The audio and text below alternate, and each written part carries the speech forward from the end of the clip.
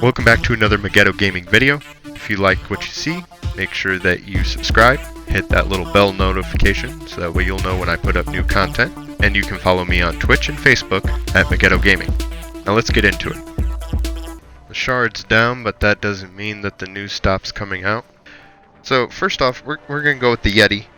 For those that don't know, and you may even be running it now, the Yeti's 10% damage increase doesn't work.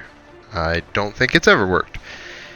So you do still grow in size, but don't let that fool you. That does not mean that you're actually dealing more damage. But in the new patch that's rolling out, of course PC first, you're actually going to receive that increase. However, there is a 60-second cooldown, at least from the latest news. And by the time the patch rolls out, they may remove it. There's been a lot of outcry that, yay, finally we're getting the Yeti to work. And, oh, a 60-second cooldown? I mean, you already took the Wild Hunt Rider away from us. Whoa. You're going to kind of tease us a bit with the Yeti? So that could be good or bad news. At least he's going to be a lot more useful than he is now.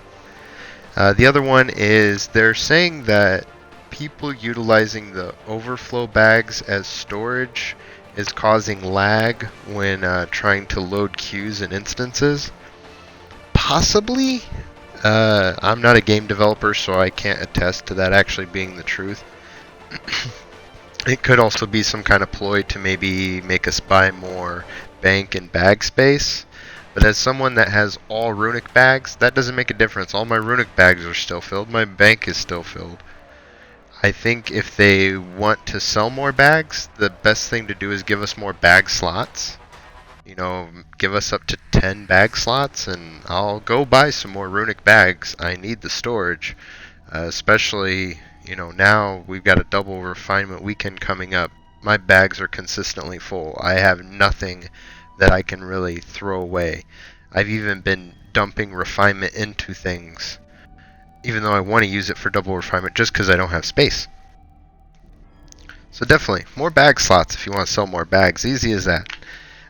Hopefully it does help with loading. With Shroud of Souls, we're going to be having those new Marauder kind of guild skirmishes. And I've heard those are pretty laggy. So yeah, if you can help with lag, I don't know how overflow bags are going to affect it, especially once you're loaded into there. But if it helps, awesome. Less lag is always welcome.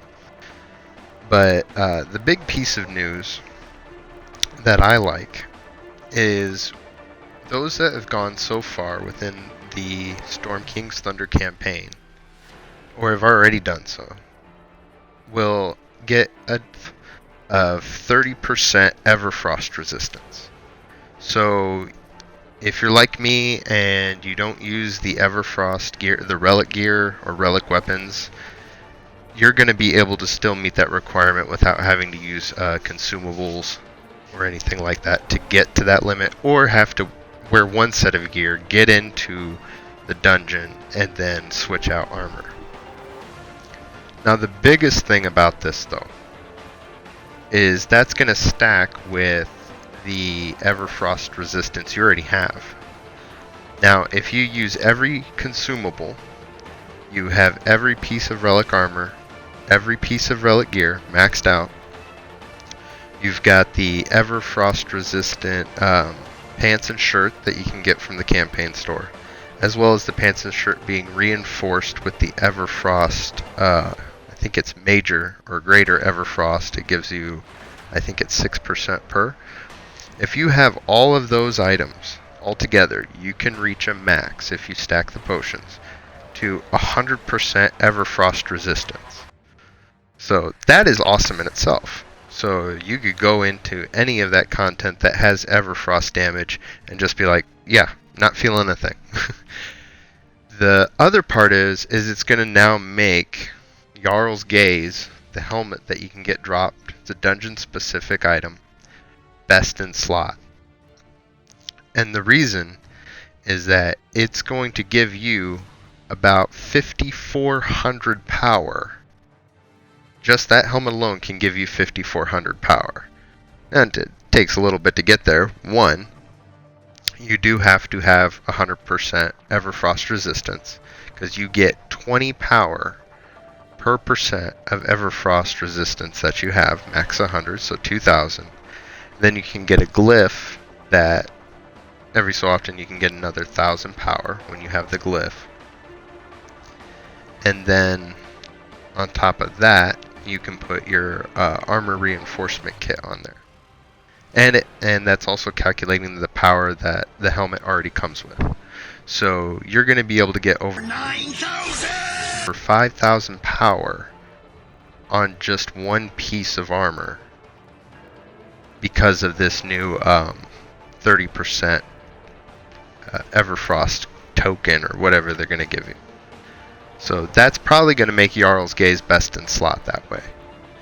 You do get some damage or defense on that as well, so if you've got like Assassin's Covenant, there's some more power that's going to be filtered back into you. So it could probably be over 6,000 power that Jarl's Gaze is contributing to your character. That's really big. And I wanted to make sure I shared this information. I know some other YouTube videos have already come out about this information, but it automatically triggered in my head that that would make Jarl's Gaze best in slot. And some people may choose to still not run it because it's only going to work in the environments where there's Everfrost damage. But I still see nothing in the chat window but FBI, MSVA, SVA, so there's still plenty of people running that content. So if you max out your Everfrost resistance, you pot up, you're going to be... If you have Jarl's Gaze sitting in your bank, you should take it out and